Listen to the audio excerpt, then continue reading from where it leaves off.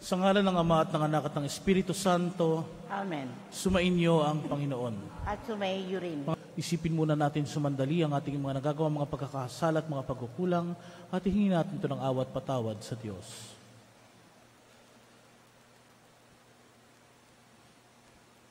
Sinugong tagapagpagaling sa mga nagsisisi, Panginoon, kaawaan mo kami. Panginoon, kaawaan mo kami. Dumating na tagapag-anyayang mga makasalanan, magsisi, Kristo, kaawaan mo kami. Kristo, kaawaan mo kami.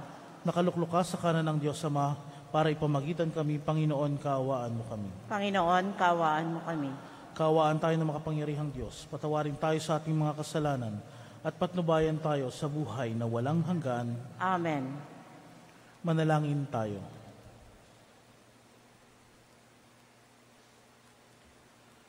Ama naming makapangyarihan, para sundin ang loob mo.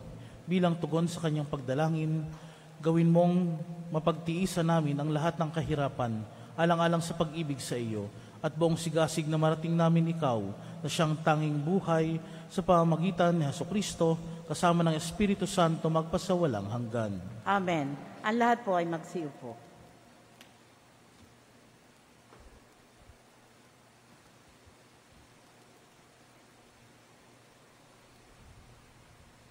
Pagbasa mula sa aklat ng pahayag. Akong si Juan ay nakakita ng isang anghel na bumababa mula sa langit. Hawak ang isang malaking kadena at ang susi ng banging walang hangganang lalim.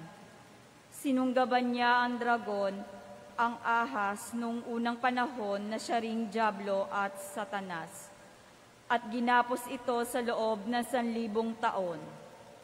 At inihagis ito ng anghel sa banging walang hangganan ang lalim. Saka sinarhan at tinatakan ang pinto nito upang hindi siya makalabas at makapandaya pa sa mga bansa hanggang di natatapos ang 1,000 taon. Pagkatapos nooy, palalayain siya sa loob ng maikling panahon. Nakakita ako ng mga trono at mga nakaluklok doon ay binigyan ng karapatang humatol. Nakita ko rin ang kaluluwa ng mga pinugutan dahil sa pagpapatotoo tungkol kay Jesus at paghahayag ng salita ng Diyos. Hindi sila sumamba sa halimaw o sa larawan nito, ni tumanggap man ang tatak ng halimaw sa kanilang noo o kamay. Binuhay sila upang magharing kasama ni Kristo sa loob ng 1,000 taon. Pagkatapos nito'y nakita ko ang isang malaking tronong puti at ang nakaluklok doon, na parang ang lupa at langit sa kanyang harapan at hindi na nakita pang muli. At nakita kong nakatayo sa harap ng trono ang mga namatay, maging dakila at maging hamak, at binuksan ang mga aklat. Binuksan ng isa pang aklat, ang aklat ng buhay. Hinatulan ang mga patay ayon sa kanilang ginawa, gaya nga ng nasusulat sa mga aklat. Iniluwa ng dagat ang mga patay na nasa kanya. Inilabas din ng kamatayan at ng Hades ang mga patay na nalagak sa kanila. Hinatulan ang lahat ayon sa kanilang mga ginawa. Pagkatapos ay itinapon sa lawang apoy ang kamatayan at ang Hades. Ang lawang apoy na ito ang pangalawang kamatayan. Itinapon sa lawang apoy ang sinumang hindi nakasulat ang pangalan sa aklat ng buhay. Pagkatapos nito, nakita ko ang isang bagong langit at isang bagong lupa. Wala nang dating langit at lupa. Wala na rin ang dagat. At nakita ko ang banal na lungsod, ang bagong Jerusalem. Bumababang galing sa langit buhat sa Diyos, gaya ng babaeng ikakasal. Gayak na gayak sa pagsalubong sa lalaking mapapangasawa niya. Ang salita ng Diyos. Salamat sa Diyos.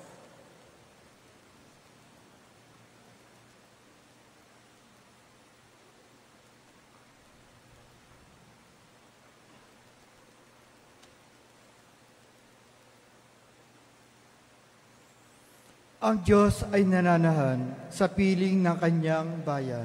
Ang Diyos ay nananahan sa piling ng kanyang bayan. Nasasabik ang lingkod mong, sa patio mo ay pumasok. Ang buo kong pagkatao'y umaawit na mahilugod. Sa masayang pag-awit ka, pinupuri buhay ng Diyos. Ang Diyos ay nananahan sa piling ng kanyang bayan. Panginoon, sa templo mo, mga mayay nagpupugad, maging ibong layang-layang, sa templo mo'y nagagalak. May inakay na kalinga sa tabi ng iyong altar. O poon, hari namin at Diyos na walang kupas. Ang Diyos ay nananahan sa piling ng kanyang bayan. Mapalad na masasabi silang dooy tumatahan at palaging umaawit, nagpupuring walang hanggan. Ang sa iyo umaasay, masasabing mapalad din habang lumalakad, lalo mo nga silang palalakasin. Ang Diyos ay nananahan sa piling ng kanyang bayan. Magsitayo po ang lahat.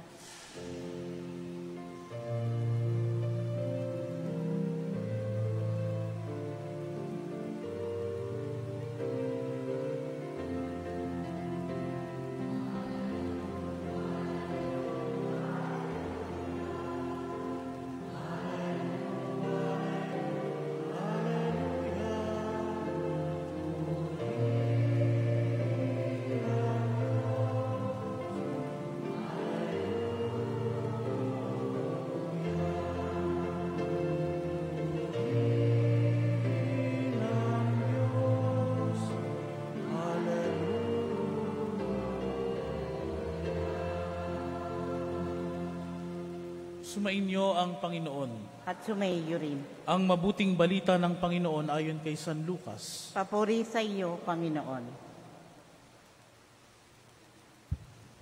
Noong panahong iyon, sinabi ni Jesus sa kanyang mga alagad ang isang talinhaga. Tingnan ninyo ang puno ng igos at ibang punong kahoy. Kapag nagdadahon na ito, alam ninyong malapit na ang tag-araw.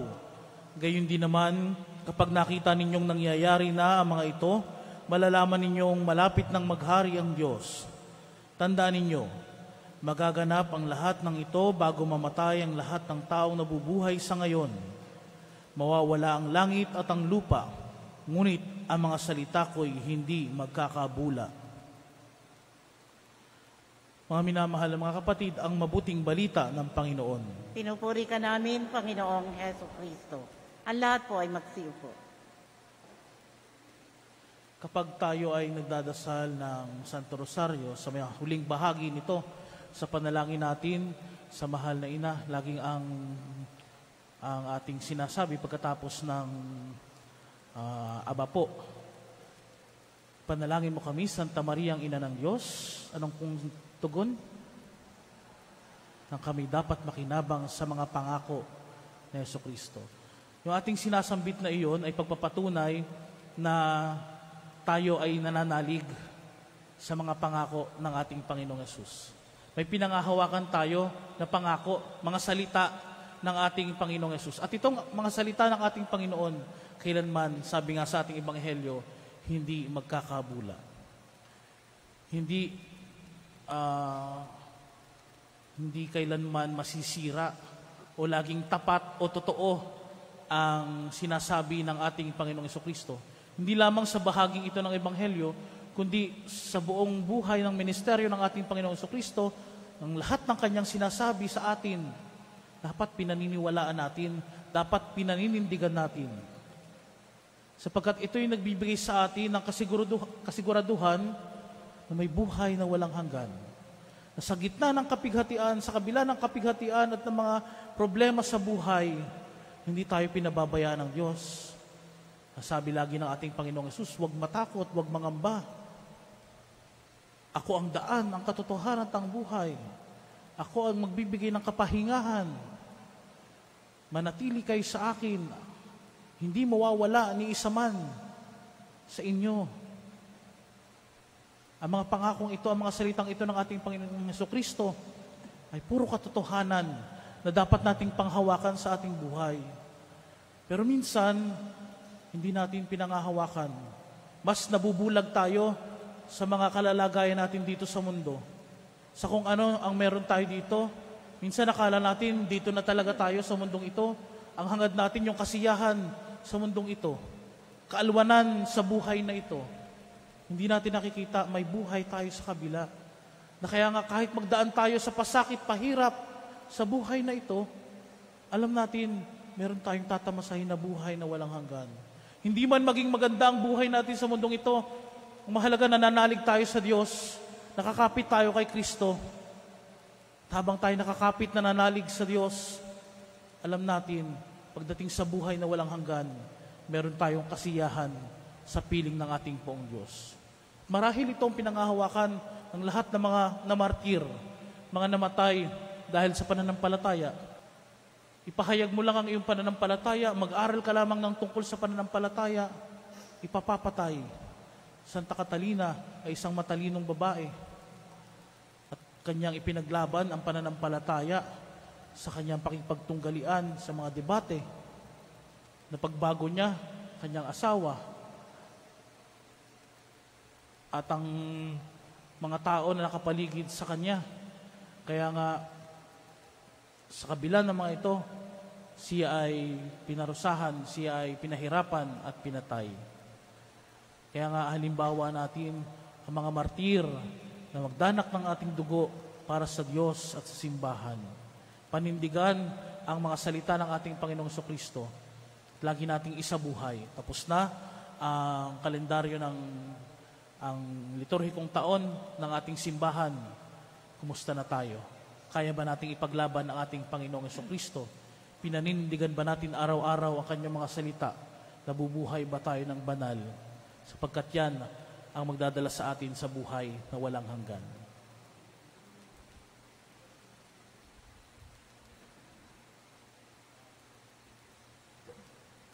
Ang lahat po ay magsitayo.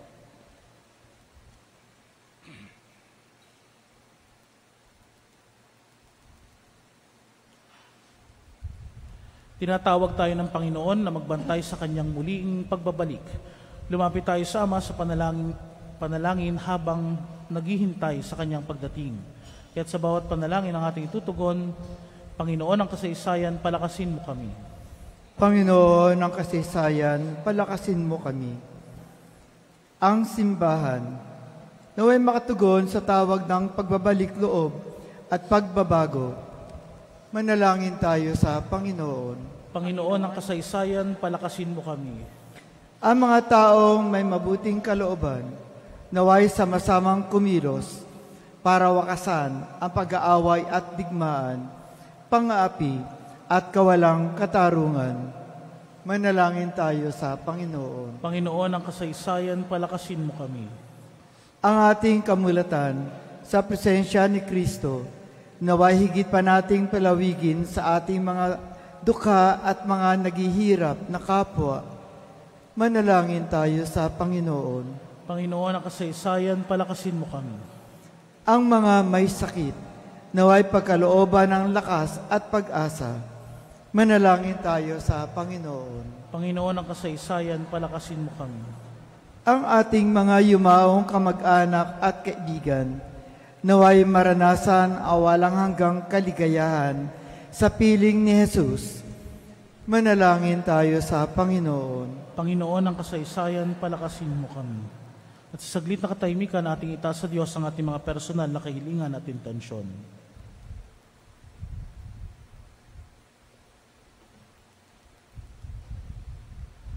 Makapangyarihang Diyos, pakinggan mo ang aming mga panalangin. Buksan mo ang aming paniningin sa iyong presensya sa aming piling. Ilapit mo kami sa iyo araw-araw. Hinihiling namin ito sa pamagitan ni Kristo, ang aming Panginoon. Amen. Ang lahat po ay magsiupo.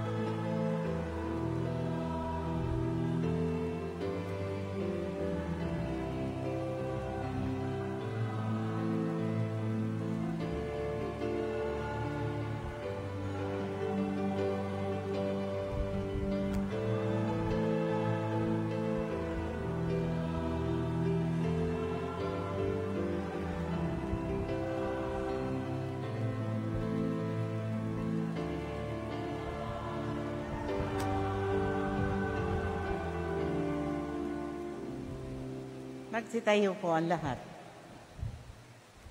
Manalangin kayo mga kapatid upang paghahain natin kalugdan ng Diyos sa mga makapangyarihan. Tanggapin nawa ng Panginoon itong paghahain sa iyong mga kamay, sa kapurihan niya at karangalan sa ating kapakinabangan at sa buong sambayanan niyang banal. Ama naming lumikha, ang mga alay na ito ay mapuspos nawa ng iyong pagpapala at patatagin mo kami sa pananampalataya na pinanghawakan ni Santa Catalina ng Alejandria hanggang dumanak ang dugo niya sa pamagitan ng Jesucristo kasama ng Espiritu Santo magpasawalang hanggan. Amen. Sumainyo ang Panginoon. At sumaiyo rin. Itaas sa Diyos ang inyong puso at diwa. Itinaas na namin sa Panginoon. Salamatan natin ang Panginoong ating Diyos. Marapat na siya ay pasalamatan. Ama naming makapangyarihan, tunay nga marapat na ikaw ay aming pasalamatan ngayong aming kagalakan na si Santa Catalina ay parangalan.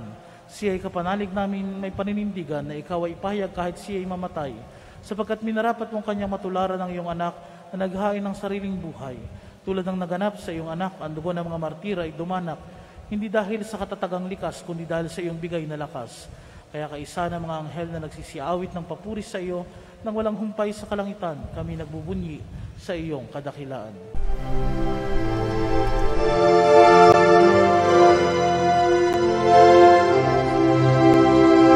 Santo, Santo, Santo, Panginoong Diyos makapangyarihan, napupuno ang langit at lupa ng kalwalhatian mo.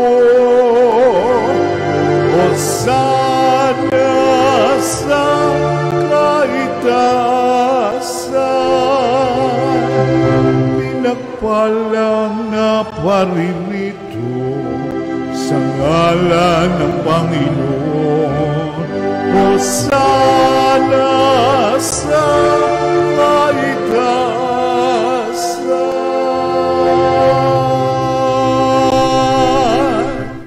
Ama naming banal, ikaw ang bukal ng tanang kabanalan. Kahit sa pamagitan ng iyong Espiritu, gawin mong banal ang mga kaloob na ito upang para sa aming maging katawan at dugo ng aming Panginoong Jesucristo. Bago niya pinagtiis ang kusang loob na maging handog, hinawakan niya ang tinapay, pinasalamatan kaniya, pinaghati-hati niya iyon, iniabot sa kanyang mga alagad at sinabi, tanggapin ninyong lahat ito at kanin. Ito ang aking katawan na iahandog para sa inyo.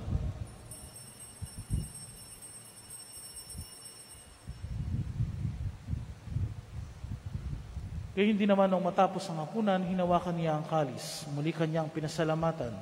Iniabot niya ang kalis sa kanyang mga alagad at sinabi, tanggapin ninyong lahat ito at inumin. Ito ang kalis ng aking dugo ng bago at walang hanggang tipan. Ang aking dugo na ibubuhos para sa inyo at para sa lahat sa kapagpapatawad ng mga kasalanan. Gawin ninyo ito sa pag-alala sa akin.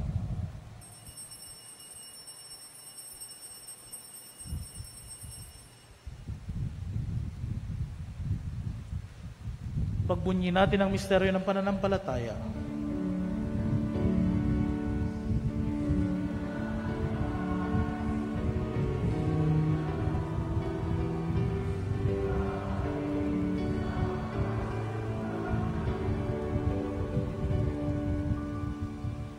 Ama, ginagawa namin ngayon ang pag-alala sa pagkamatay at muling pagkabuhay ng iyong mga anak. Kaya tiniaalay namin sa iyo ang tinapay na nagbibigay buhay at ang kalis na nagkakaloob ng kaligtasan. Kami nagpapasalamat dahil kami iyong minarapat na tumayo sa harap mo para maglingkod sa iyo. Isinasama namin kami magsasalo-salo sa katawan at dugo ni Kristo ay mabuklod sa pagkakaisa sa pamagitan ng Espiritu Santo.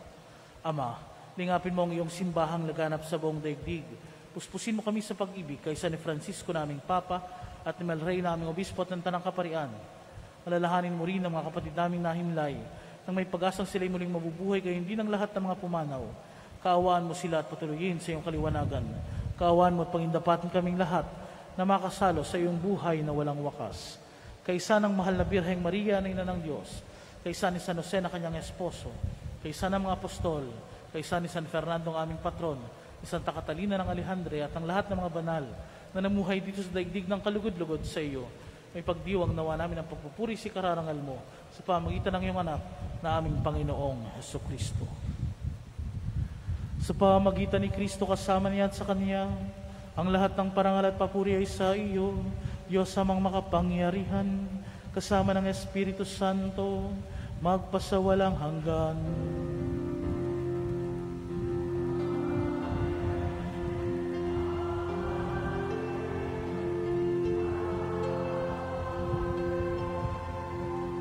Magsitayo po ang lahat. Sa tagubilin ng mga nakagagaling na utos sa turo ni Jesus na Panginoon natin at Diyos, ipahayag natin ang lakas loob.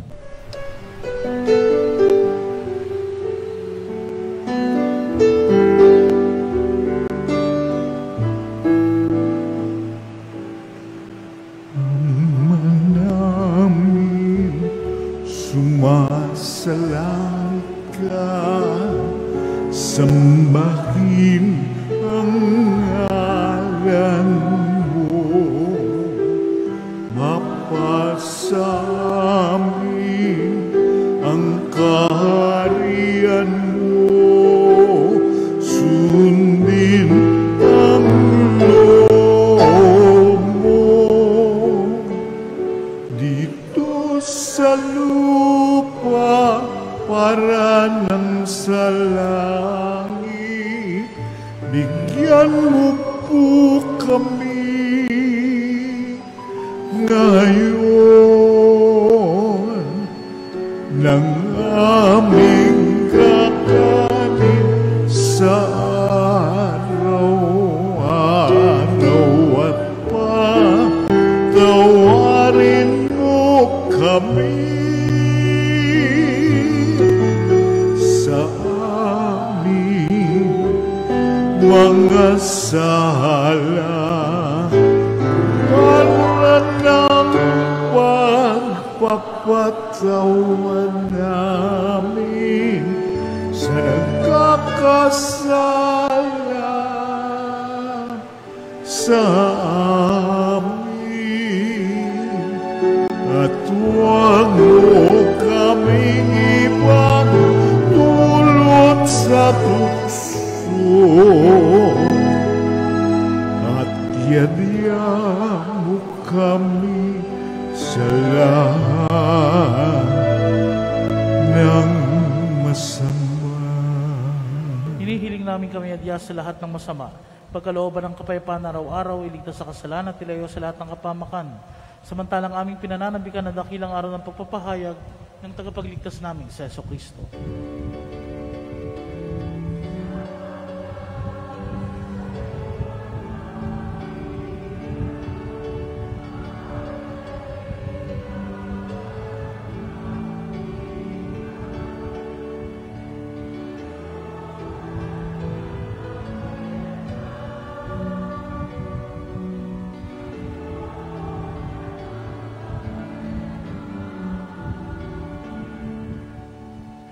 Panginoong Jesucristo, sinabi mo sa iyong mga apostol, kapayapaan ang iniiwan ko sa inyo, ang aking kapayapaan ang ibinibigay ko sa inyo. Tunghayan mo ang aming pananampalataya at huwag ang aming pagkakasala. Pagkalooban mo kami ng kapayapaan at pagkakaisa ayon sa iyong kalooban, kasama ng Espiritu Santo, magpasawalang hanggan. Amen. Ang kapayapaan ng Panginoon ay laging sumainyo. At sumaiyo rin. Magbigayan kayo ng kapayapaan sa isa't isa.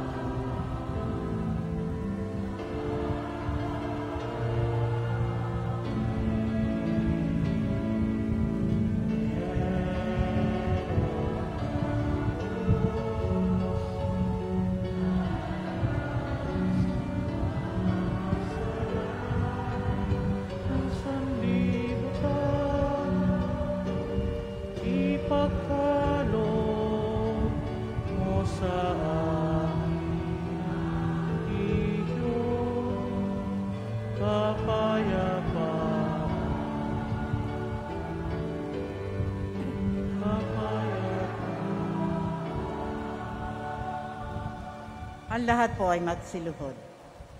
Ito ang kordero ng Diyos. Ito ang nag-aalis ng mga kasalanan ng sanlibutan. Mapalad ang mga inanyayahan sa kanyang piging. Panginoon, hindi ako karapat-dapat na magpatuloy sa iyo. Ngunit sa isang salita mo lamang ay gagaling na ako.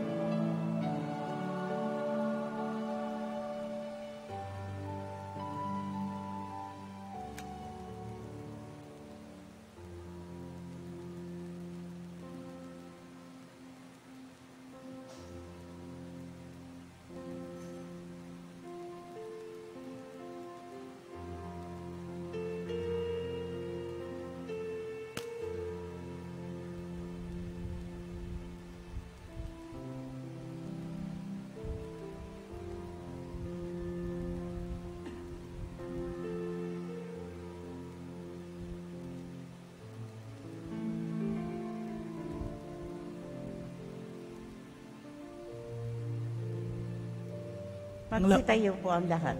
Manalangin tayo. Ama naming mapagmahal, pagkatanggap namin sa banal na pakikinabang, hinihiling namin sa pagtulad namin sa katatagan ni Santa Catalina ng Alejandria, kami naway pagindapating magkamit ng gantimpalang walang maliw para sa pananatiling matapat sa pamagitan ng Jesucristo kasama ng Espiritu Santo magpasawalang hanggan. Amen. Sumainyo ang Panginoon At sumaiyo rin. at pagpalain kayong lagi ng makapangyarihan at mapagmahal na Diyos, Ama at Anak at Espiritu Santo. Amen. Tapos na ang banal na misa, humayo kayong nagmamahal at naglilingkod sa Diyos sa kapwa. Salamat sa Diyos.